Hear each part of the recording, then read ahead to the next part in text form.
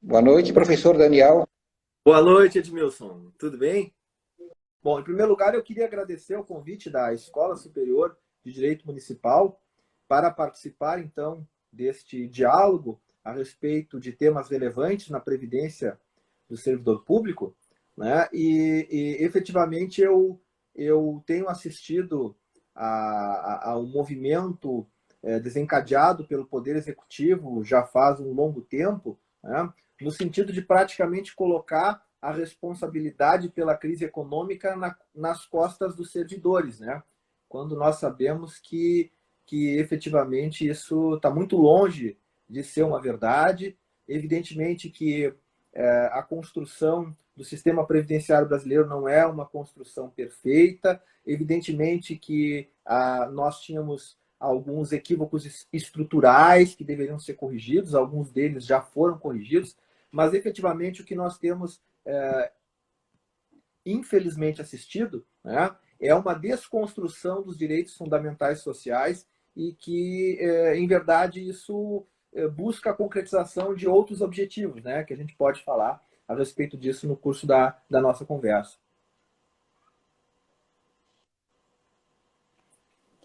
Muito bem, então vamos iniciar o debate propriamente dito.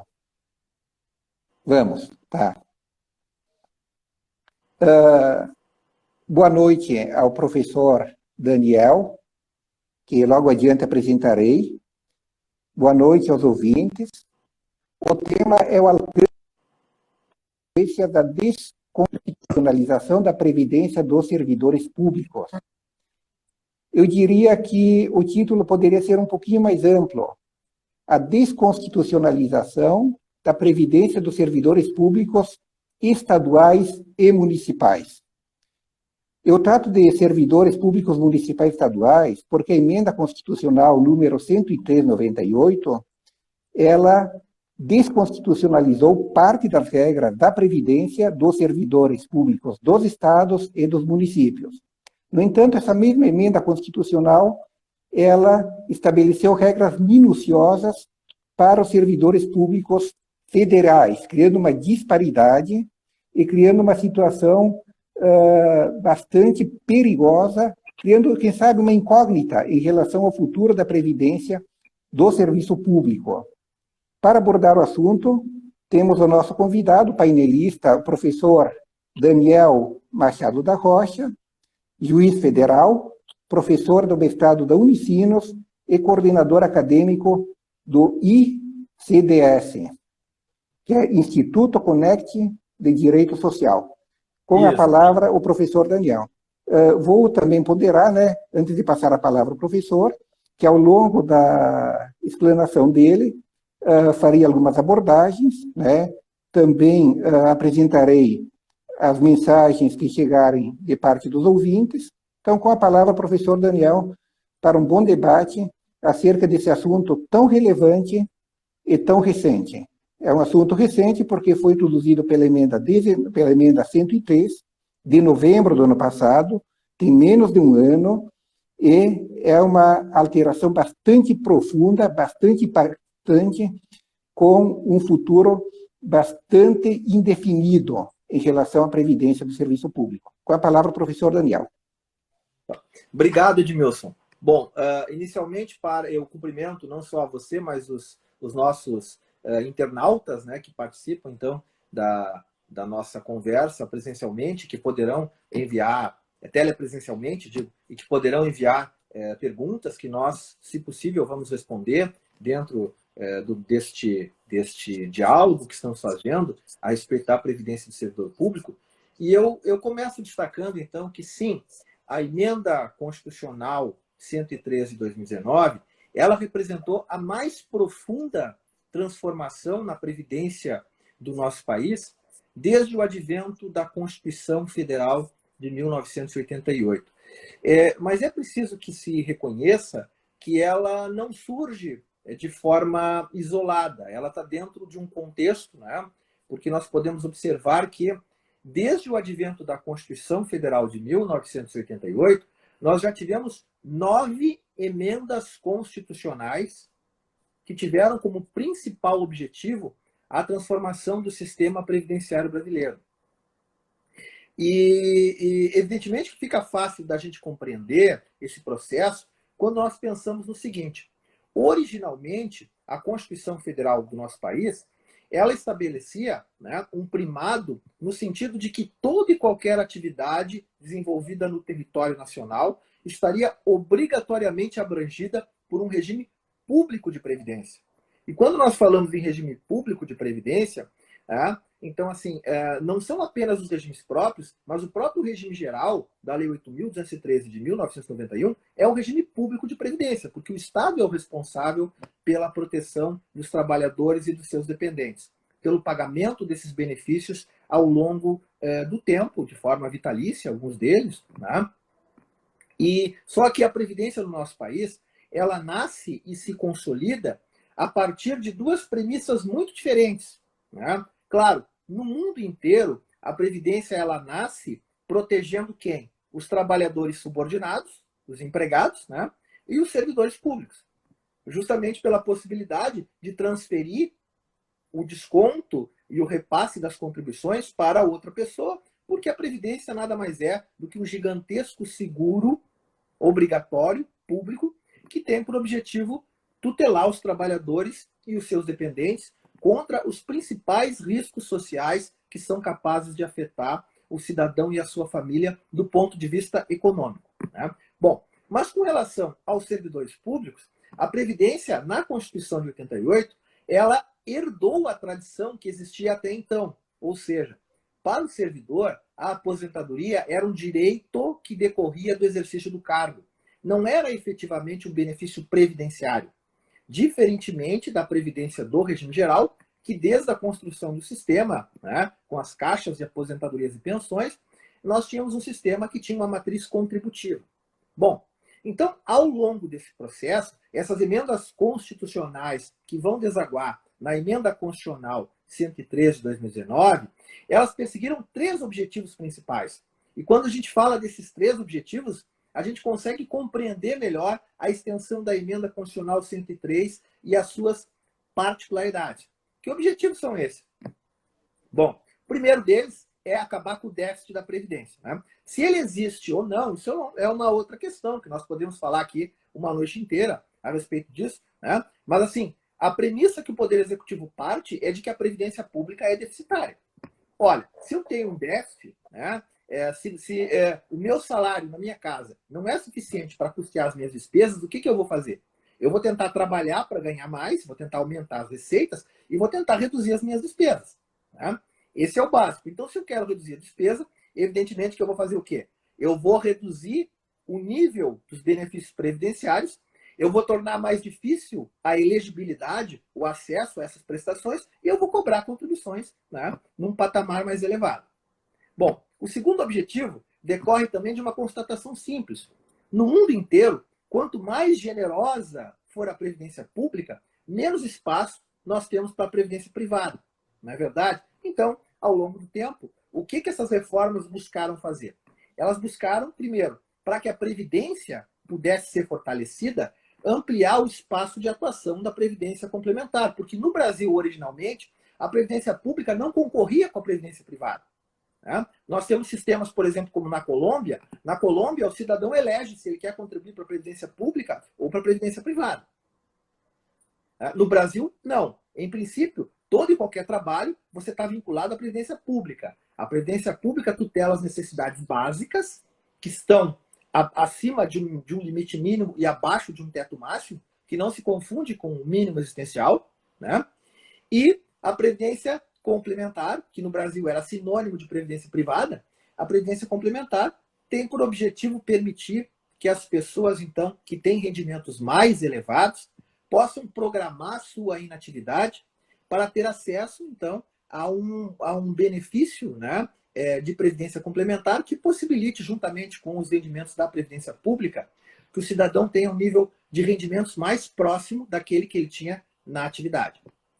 Então, assim, nós tivemos, através de regras que buscaram aproximar esses sistemas, de fato, hoje, com a Emenda 103, as diferenças entre o regime geral e os regimes próprios, em especial o regime próprio da União, elas são bastante reduzidas, né? E então, no futuro ainda, o Poder Executivo persegue uma outra meta, no sentido de que o INSS seja a única instituição para administrar a previdência pública em todo o país. Certo? Porque se as regras ficarem todas iguais em todos os entes federados, né, então, efetivamente, vai ficar muito mais fácil atribuir ao INSS a administração dessa previdência pública. E o fortalecimento da previdência privada através de não só de incentivos tributários, mas até mesmo de regras que tornam, por exemplo, o servidor público hoje, que participa de um regime próprio de previdência, esse regime próprio ele é muito oneroso, a contribuição é muito elevada. Então, nós temos, inclusive, servidores públicos antigos que migraram para o novo sistema justamente para pagar uma contribuição mais reduzida, né? Até porque não acreditam que quando chegar o momento da sua aposentadoria, que eles vão conseguir se aposentar proporcionalmente às contribuições que eles vêm pagando ao longo do tempo. Então, eles não querem mais colocar um dinheiro bom, em princípio, num sistema que não vai retribuir aquilo que foi pago, né? Bom, então, esses três objetivos, eles foram ao longo do tempo sendo perseguidos, passando pela emenda 3, a emenda 20, a emenda 41 em especial, né? Emenda 47, aí a gente passa pela emenda 88, né? E chega na emenda 103. Né? Eu não citei todas as emendas aqui, eu citei aquelas que são mais importantes para o nosso estudo agora. Bem, mas na emenda 103, a gente convive com uma novidade muito importante, né? Que foi a questão da desconstitucionalização das posições jurídicas mais relevantes em matéria previdenciária, né? Agora, a Constituição brasileira, Edmilson, e eu digo isso com tranquilidade, porque foi objeto do meu estudo de doutorado, a Constituição brasileira, se você conversa com um estrangeiro a respeito da previdência no Brasil, eles ficam muito surpresos, porque assim, não tem nada parecido com a Constituição brasileira, né? Porque a gente trata de forma detalhada de todos os elementos relevantes da Previdência. Só para citar, o artigo 201, que trata do regime geral de Previdência Social, tem hoje 16 parágrafos. O artigo 40, né, tem hoje 22 parágrafos, que trata da configuração básica dos regimes próprios de Previdência. E o artigo 202, que nos traz os princípios da Previdência Privada, tem 6 parágrafos. Então, assim, nós tratamos de uma forma muito detalhada da questão previdenciária, só que, claro, a emenda 103, ela traz um paradigma um pouco diferente, né? Que consiste no seguinte: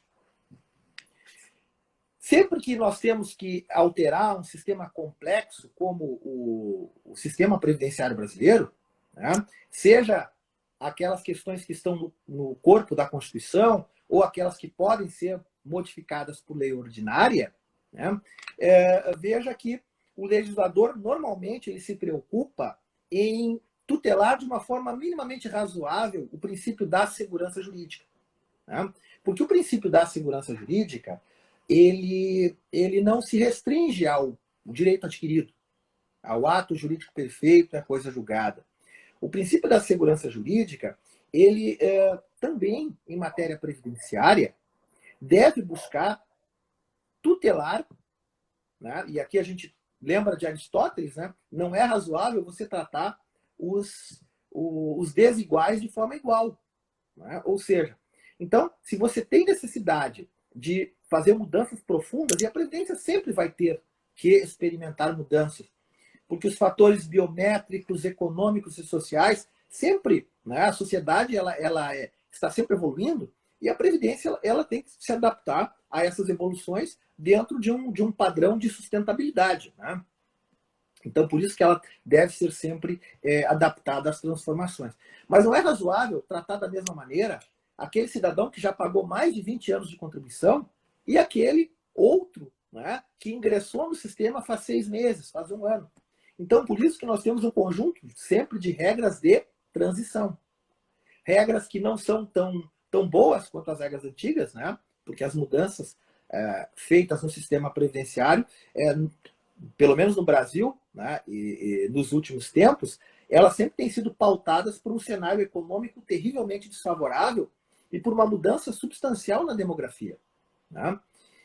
Bem, então, em face dessas questões, você coloca regras de transição que não são tão boas quanto as regras antigas, mas, ao mesmo tempo, elas devem ser mais suaves que aquelas regras novas. Bom, e dentro desse quadro, a Emenda Constitucional 103, ela inovou por quê? Se a ideia era promover a desconstitucionalização das regras de previdência social, o próprio Constituinte sabe que, normalmente, o Poder Legislativo não prima pela celeridade. Não é verdade? Então, no corpo da Emenda Constitucional 103, nós já tivemos um conjunto de regras provisórias, né?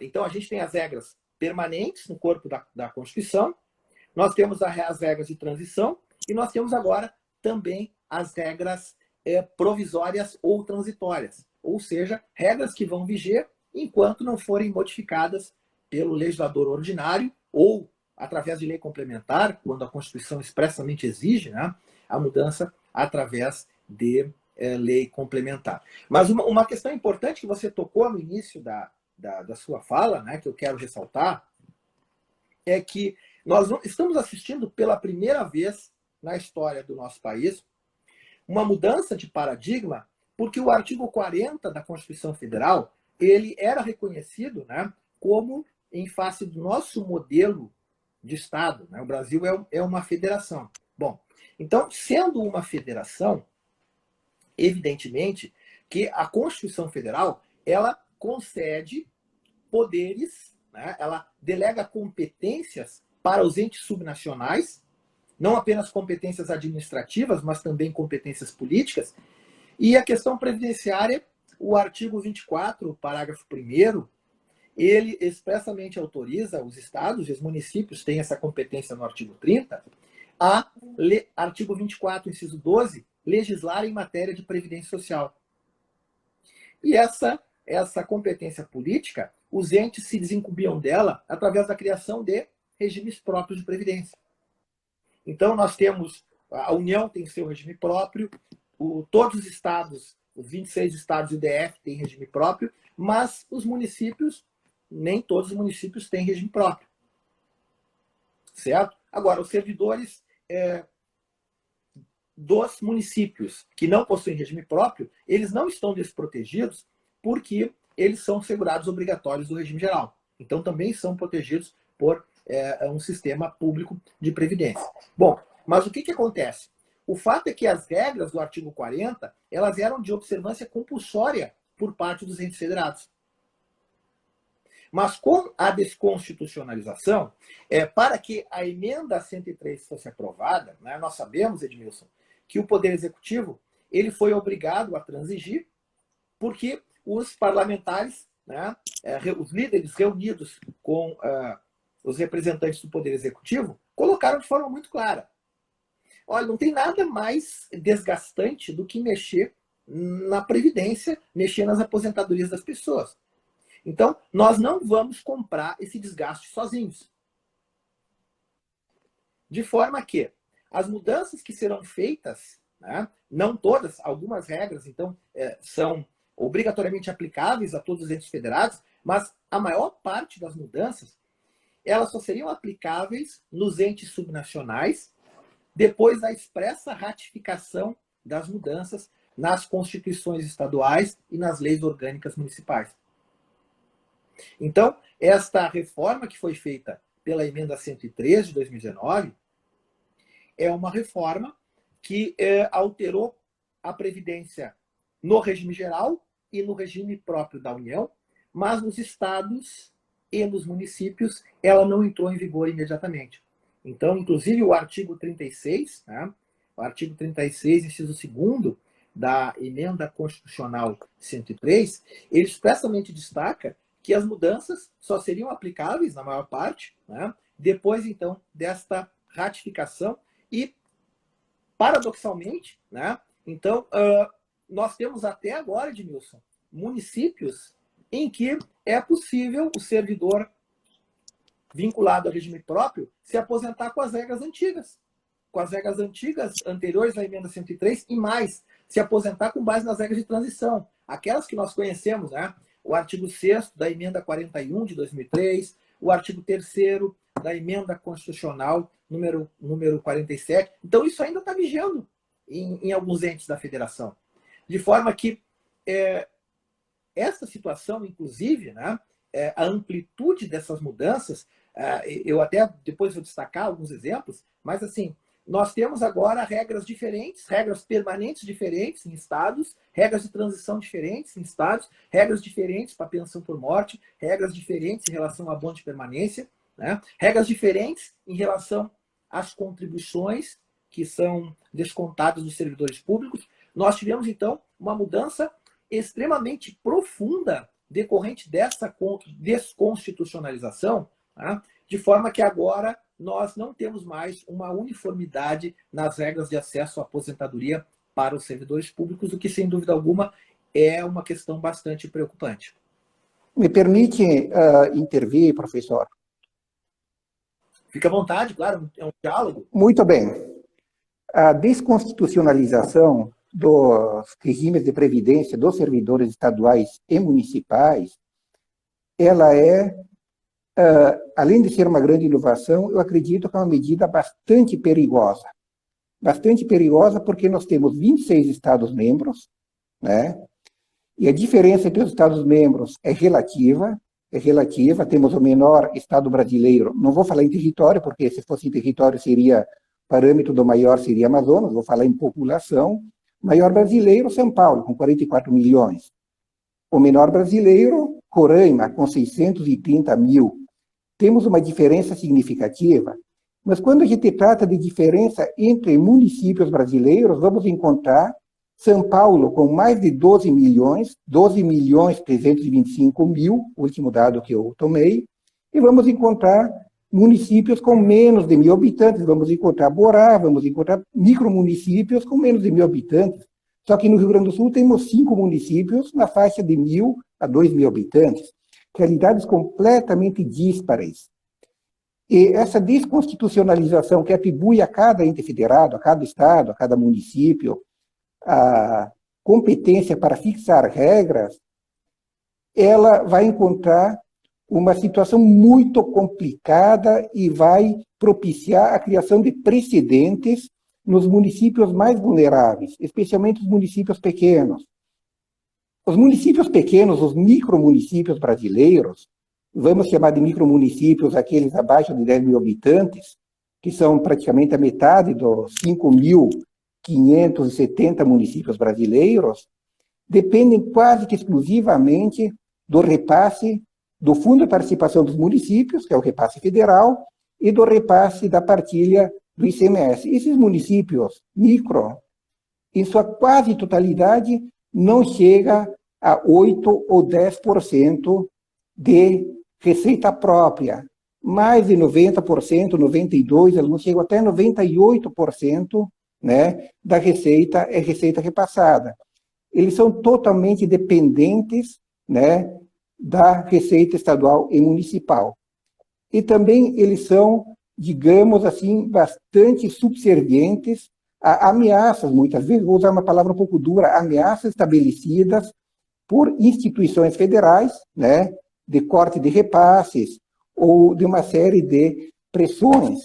Esses municípios, onde também tem um movimento sindical bastante fragilizado na contenção de investida de maldades, eu falo em pacote de maldades, a gente fala toda investida no sentido de reduzir direitos sociais, né, eles são muito vulneráveis a obedecer orientações estabelecidas por órgãos federais, dos quais eles dependem a sua quase totalidade da receita. Muito bem, a desconstitucionalização, e eu falo isso porque eu sou procurador do município de Porto Alegre há 20 anos, ingressei no cargo em março de 2000, e antes de Porto Alegre eu assessorei micromunicípios do interior do Rio Grande do Sul, né?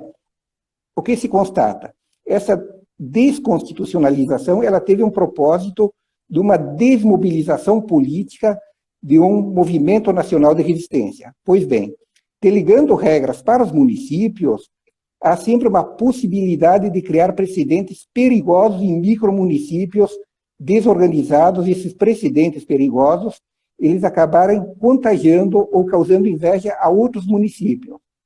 Quando se delega aos municípios, por exemplo, a fixação de idade mínima para aposentadoria, não se está dizendo os municípios devem aderir à idade mínima federal. Há uma tendência de aderir à idade mínima para o servidor federal fixado pela emenda 103. No entanto, os municípios têm uma autonomia para fixar regras próprias, inclusive muito piores que aquelas dos federais, e criarem precedentes perigosos.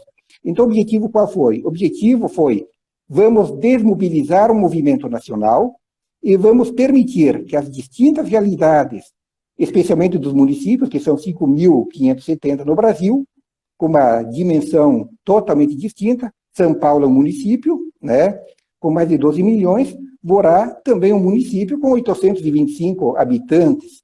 Então, nessa disparidade de realidades, disparidade socioeconômica, disparidade populacional e diferenças de resistência às pressões, pode-se criar, sim, precedentes perigosos. Precedentes perigosos, eles podem se criar com base num elemento próprio da emenda 20, introduzido pela emenda 20, mantido pelas emendas posteriores e que ganhou muita força com a emenda 103, o elemento do equilíbrio atuarial. Pois bem, em Porto Alegre, que é o município o maior do Rio Grande do Sul, a capital, com quase 1,5 milhão de habitantes, né, eu presenciei uma situação muito complicada na condição de conselheiro presidente do Conselho Municipal de Previdência. Qual a situação? Simplesmente queriam copiar a regra do federal, desprezando o cálculo atuarial. Então, imagino qual é a tendência a fazer em municípios menos organizados, menos estruturados, com menos capacidade de resistência. Pode-se criar regras ainda piores. E por falar em cálculo atuarial, que é um elemento muito importante, o elemento do equilíbrio, né, da sustentabilidade, né, o que nós vimos? Nós vimos cálculos atuariais, né, estudando a matéria, completamente equivocados. Espero que tenham sido acidentalmente equivocados e não propositalmente equivocados, para chegar a uma conta e justificar um pacote de redução de direitos. Vimos alguns cálculos atuais sendo profundamente criticados por erros primários. Eu cheguei a ver um cálculo atuarial criticado pelo Ministério da Previdência, agora Secretaria Nacional da Previdência, que colocava homens e mulheres sem qualquer distinção no impacto do equilíbrio financeiro do regime de previdência. Todos nós sabemos que, pelas tábuas de sobrevida do IBGE, homens e mulheres têm expectativa de vida distintas. As mulheres têm alguns anos a mais. Também sabemos que homens e mulheres têm expectativa de aposentadoria com diferentes tempos de contribuição. E tu misturar os dois elementos, sem estabelecer um cálculo para homens e para mulheres e combiná-los ao final da conta, é um equívoco que não precisa ser atuário ou matemático para saber que ele dá um impacto enganoso, e muitas vezes propositalmente enganoso, para justificar uma redução de direitos desnecessários, criando precedentes para contagiarem os demais. Então, no primeiro momento, a desconstitucionalização ela desmobiliza, em segundo momento, ela abre uma série de alternativas de criação de precedentes perigosos que tendem a contagiar os demais entes. Era apenas um comentário, né, professor? Lhe devolvo a palavra. Não, tranquilo, Edmilson. Com relação a essas mudanças, então, da emenda 103, o que me chama a atenção, inicialmente, eu vou falar como o primeiro tópico da questão, então, da redução da proteção social dos regimes próprios, plasmada por uma combinação, né, que justamente tem sentido quando nós vemos a relevância que passou a se emprestar para a Previdência Complementar. Então, a emenda 103, o que ela faz? Ela veda para os novos servidores o pagamento de proventos na inatividade superiores ao teto do regime geral, certo? E aquela regra que tinha no parágrafo 14 do artigo 40, que determinava que os entes subnacionais poderiam criar regimes próprios de previdência, essa regra ela passou a ser obrigatória. Então, houve uma mudança, né? E aqui há um equívoco muito bem pontuado, né? pela tua fala, quando fala da questão do equilíbrio atuarial, que é o seguinte: como é que eu vou criar um regime complementar de previdência se você tem um pequeno município que tem 20 servidores que ganham mais que o teto do regime geral? Qual vai ser a sustentabilidade de você criar um regime complementar, né, nesse caso? Não faz nenhum sentido, né? Mas, como o ideal era justamente fortalecer a previdência privada, e as administradoras de fundos de pensão fizeram, como nós sabemos, um lobby, né, bastante relevante, então se estabeleceu que os entes subnacionais que ainda não tinham criado sistema complementar deveriam fazê-lo no prazo de 2 anos, e se alterou o parágrafo 15 para permitir, então, que seja contratado pelos entes federados, então, até mesmo com entidades abertas de previdência complementar.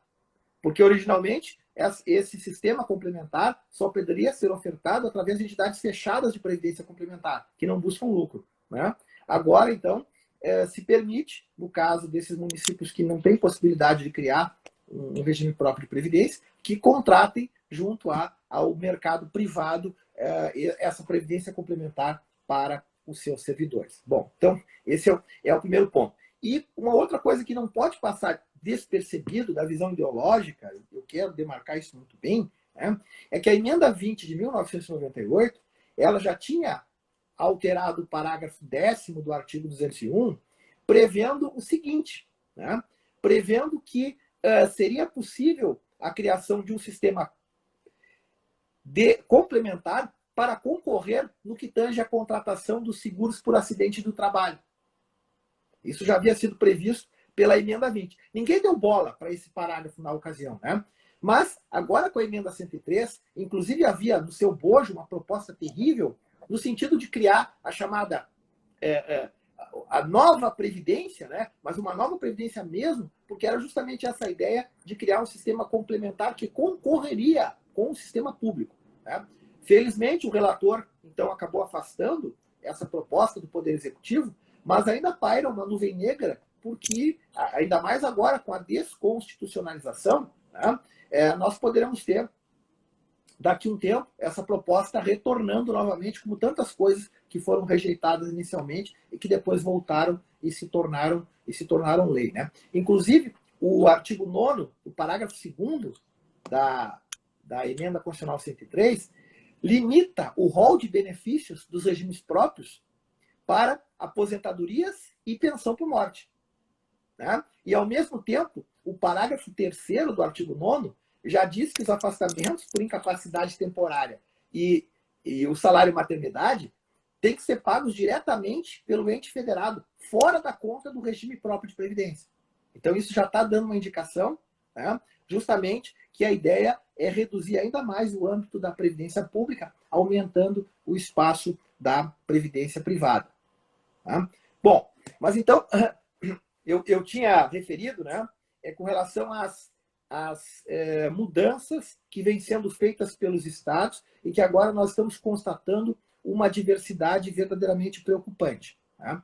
Então, assim, eu vou falar agora com base num estudo que foi feito pela minha associação, a Associação dos Juízes Federais do Brasil, que mapeou as reformas feitas nos estados até o mês de julho. Então, talvez já tenha alguma outra coisa que eu não acompanhei, né? Mas só para a gente ter uma ideia geral do que está acontecendo, né, no âmbito dos estados em relação à reforma da Previdência.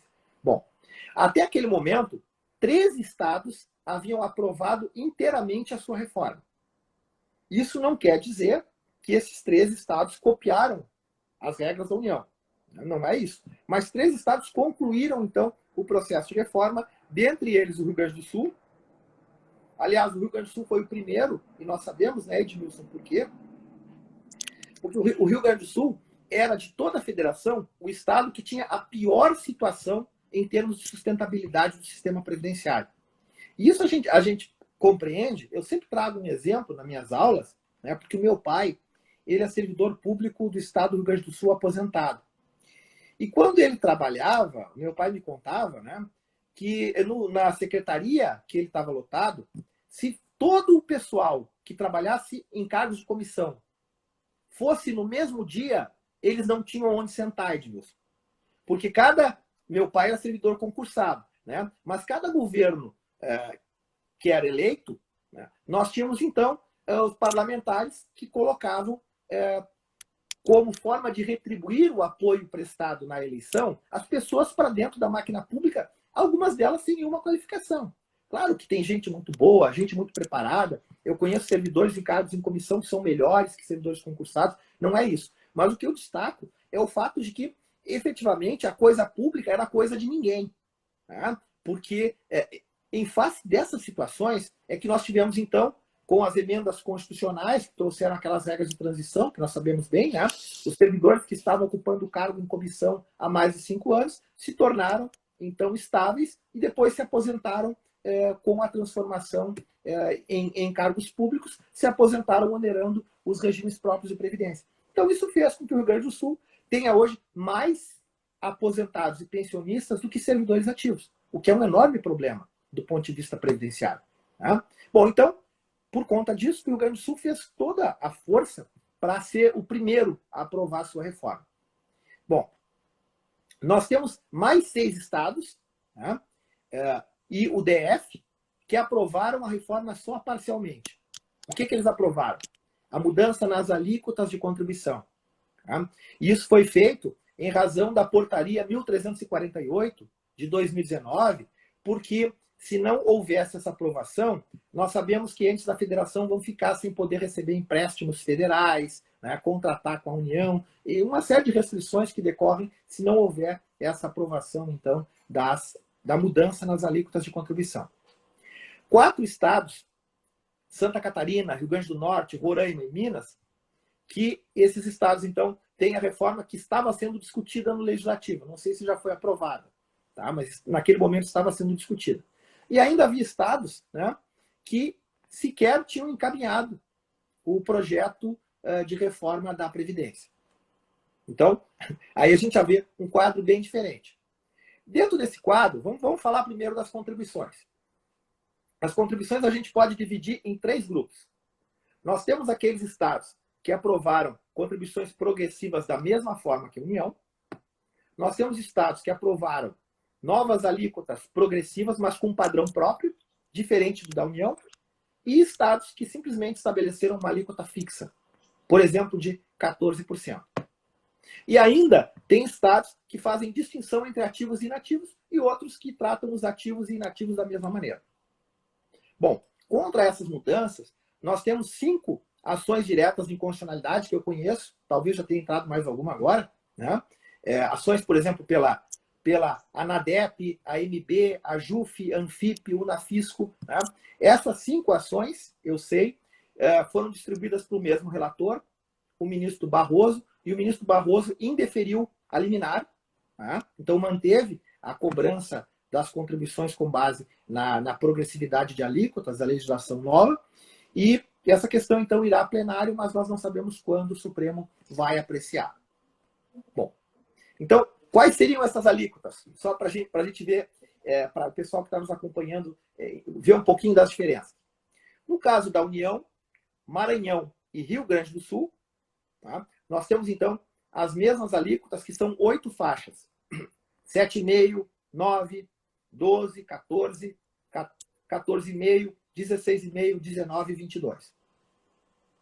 Isso foi possível porque a Constituição Federal foi modificada, o artigo 195, inciso 2º da Constituição Federal, assim como o artigo 149, e foram acrescidos parágrafos ao artigo 149, permitindo, então, não só a cobrança de contribuições com alíquotas progressivas, mas prevendo também, né, porque quando foi instituída pela primeira vez a contribuição dos inativos, através de emenda constitucional, né, a emenda 41 de 2003, o Supremo Tribunal Federal, para resumir a questão, julgou a ADIM 3.105, porque havia sido previsto inicialmente que nós teríamos limites distintos de isenção entre União, Estados e municípios.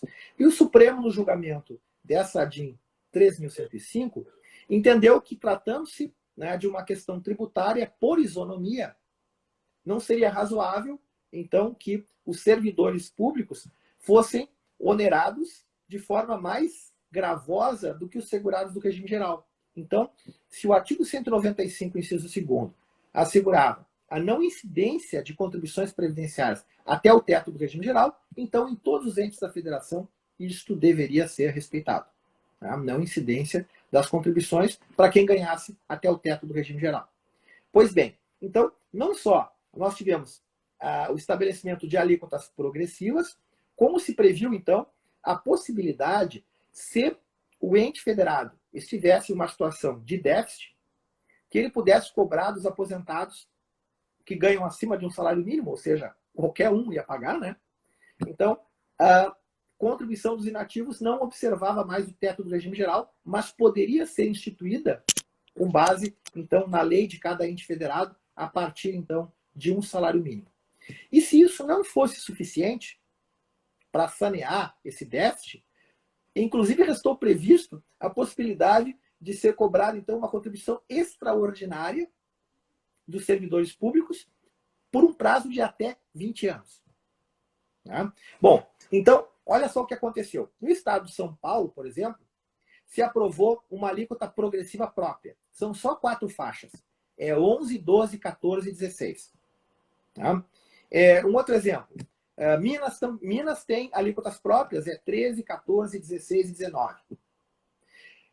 Um grupo muito grande de estados tem uma alíquota fixa de 14%. É o caso do Paraná, Ceará, Pará, Piauí, Sergipe, Espírito Santo, Mato Grosso do Sul, Alagoas, Acre, Pernambuco, Paraíba, Amazonas, Mato Grosso, Distrito Federal, Santa Catarina, Rio de Janeiro, Tocantins e Rondônia. E Goiás tem uma alíquota fixa de 14,25%. Olha só. Bom, agora, com relação aos inativos, nós vamos encontrar, então, estados que cobram essas alíquotas que são cobradas dos ativos de forma igual para os inativos, e tem estados, né, que, apesar de estabelecer essa alíquota igual, tem um limite de isenção diferente. Então, por exemplo, no Paraná, quem ganha até 3 salários mínimos como aposentado não vai pagar a contribuição previdenciária, só vai pagar o inativo que ganhar mais de 3 salários mínimos. Já no Rio Grande do Sul, o limite de isenção já larga de um salário mínimo, já larga pagando o inativo da mesma forma. Na Bahia, né, a Bahia, então, ela tem a seguinte situação. A Bahia, para os ativos, olha só que interessante. Para os ativos, nós temos as seguintes alíquotas: 7,5%, 9%, 12%, 14%, 14,5%, 16,5%, 19% e 22%. As mesmas alíquotas, né, da União. Mas, para os inativos, a alíquota é fixa de 11%. E, no caso do DF, por exemplo, né, o DF paga uma alíquota de 14% para os ativos e os inativos têm 2 alíquotas, 11% até o teto do regime geral. Quem ganha mais que o teto do regime geral, então incide a alíquota de 14%. Então, e são só alguns exemplos, e essa relação aqui não é exaustiva, mas só para a gente compreender como isso impacta profundamente, né, na vida dos servidores públicos, porque evidentemente nós temos servidores públicos que estão sendo extremamente onerados, né, e outros que estão sofrendo uma oneração, então, que é bastante gravosa, mas ainda é inferior àquela que é estabelecida para os servidores da União e dos entes da federação que estão seguindo a mesma, né, diretriz estabelecida pela emenda 103 de 2019. E já te devolvo a palavra agora, Edmilson, mas só uma outra colocação. Aí a gente fala do abono de permanência, né? O abono de permanência, para quem não é servidor e não sabe, está nos acompanhando, o abono de permanência dos servidores públicos, previsto no artigo 19, do parágrafo 19 do artigo 40, significa que o servidor que implementa os requisitos para uma aposentadoria voluntária qualquer, né, a partir desse momento, se ele opta por permanecer no serviço público, ele tinha direito, então, de não pagar mais contribuição previdenciária. Pô, 11% já era uma situação bem interessante, né, para o servidor público. Porque se ele se aposentasse, normalmente ele ia receber menos, né, pelo regime das médias, salvo aqueles que tinham o direito adquirido de se aposentar pelas regras de transição, mas então já ia se aposentar com um valor menor e ia pagar essa contribuição. permanecendo na atividade, se ele está muito bem, né, de saúde, se ele está se sentindo valorizado no trabalho, continuando, ele tem um estímulo muito importante, que era essa contribuição. Agora, imagine o seguinte, com esse aumento que houve da contribuição previdenciária, então se tornou muito mais atraente o abono de permanência. Mas o nosso legislador constituinte derivado, o que ele fez? Ele alterou o parágrafo 19 para dizer o seguinte, olha, na verdade, esse abono de permanência pode ser até o valor da contribuição. Significa que pode ser estabelecido com um valor menor. E eu só vou dar um exemplo aqui, que é o caso do nosso querido e amado Rio Grande do Sul. No estado do Rio Grande do Sul, o abono de permanência agora, conforme o artigo 114 do Estatuto do Servidor Público Estadual, que é a lei complementar 10.098, com as alterações posteriores, né? Agora, o abono de permanência corresponde a 10% do vencimento básico do servidor. Então, isso só para dar um panorama de como essas mudanças, então, impactaram profundamente na vida dos servidores públicos.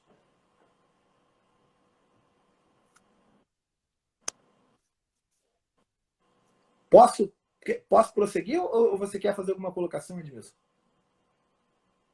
Eu queria falar um pouco da Previdência de Porto Alegre, 2 ou 3 minutos, por favor, muito rapidamente. Por favor. Muito temos bem. Mais 10 minutos, né? Eu sou conselheiro da Previdência de Porto Alegre, do regime próprio. Sou conselheiro e presidente do conselho.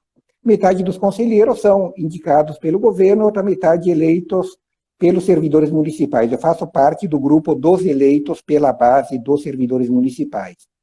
Portanto, tenho uma autonomia maior do que alguns que chegam lá por indicação. Muito bem. Toda alteração de política previdenciária deve ser apreciada e analisada pelo Conselho de Administração Previdenciária de Porto Alegre. Isso está na lei municipal criadora do regime próprio.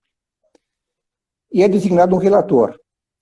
Além de presidente, eu fui o relator da reforma da Previdência no município de Porto Alegre, juntamente com outros 2 colegas conselheiros, e nós emitimos parecer contrário à reforma, devolvendo ela ao Executivo para ser refeita. Parecer esse contrário que ele foi endossado na sequência por um parecer da Procuradoria-Geral do município. Por quê? Porque o regime próprio de Previdência de Porto Alegre, ele está equilibrado, ele é levemente superavitário, é um dos mais equilibrados e um dos exemplos para o Brasil, o regime previdenciário de Porto Alegre, com segregação de massas, de capitalização para quem entrou a partir de 10 de setembro de 2001 e regime de repartição simples para quem ingressou antes. Pois bem, havendo equilíbrio atuarial, não é necessário majorar idades para contribuição, idades para aposentadoria nem alíquotas, porque o elemento norteador da fixação das idades das alíquotas é o equilíbrio atuarial, e o nosso regime está atuarialmente equilibrado. É um exemplo para o Brasil. Pois bem, ignorando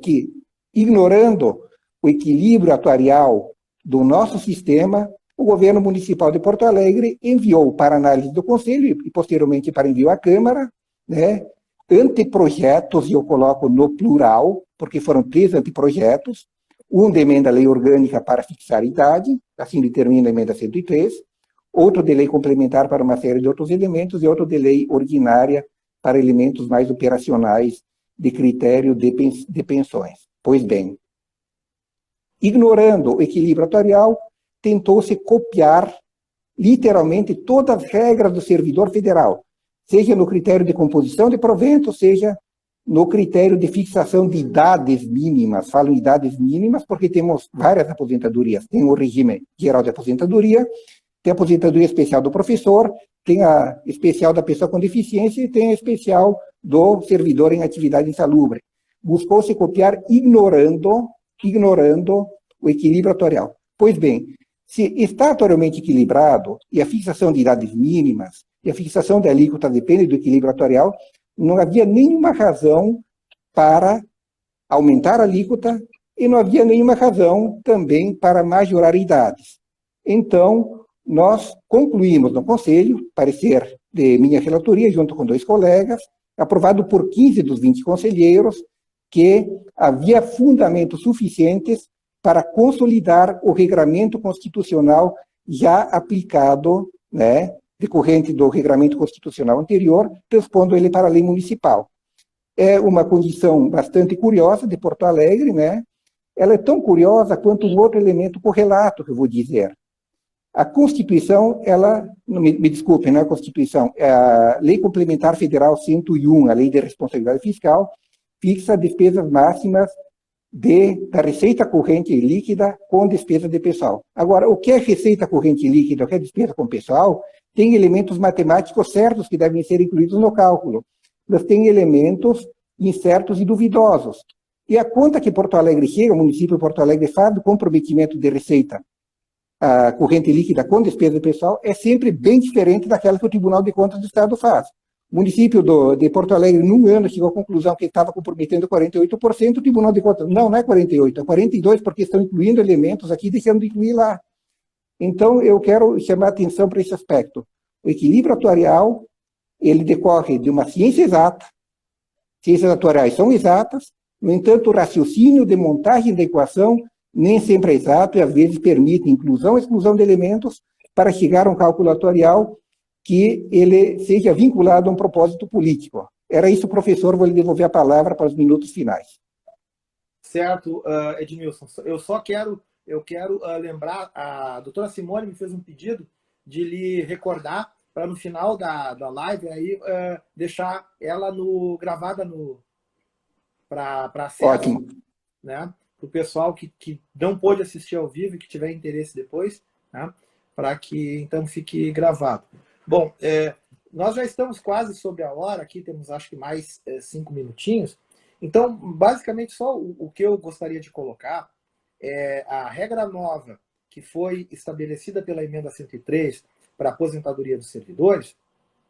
Nós tivemos então apenas a fixação no corpo da Constituição como regra permanente do novo limite de idade, que passa a ser o mesmo do regime geral, né, 65 anos para o homem e 62 anos para a mulher, com 25 anos de contribuição para ambos os sexos. Né. É interessante que no regime geral nós temos uma distinção do tempo mínimo de contribuição para o homem e para a mulher, né, mas aqui então no serviço público ficou no mesmo tempo, 25 anos, sendo 10 obrigatoriamente de serviço público e 5 no cargo. Bom, para o cálculo do benefício, nós tivemos também essa mudança que é a mesma do regime geral, né? Ou seja, o período básico de cálculo passa a abranger toda a vida contributiva do servidor, né? Retroagindo até julho de 94, as contribuições que são consideradas no cálculo, sem a possibilidade do descarte das 20% piores contribuições, como era a regra anterior.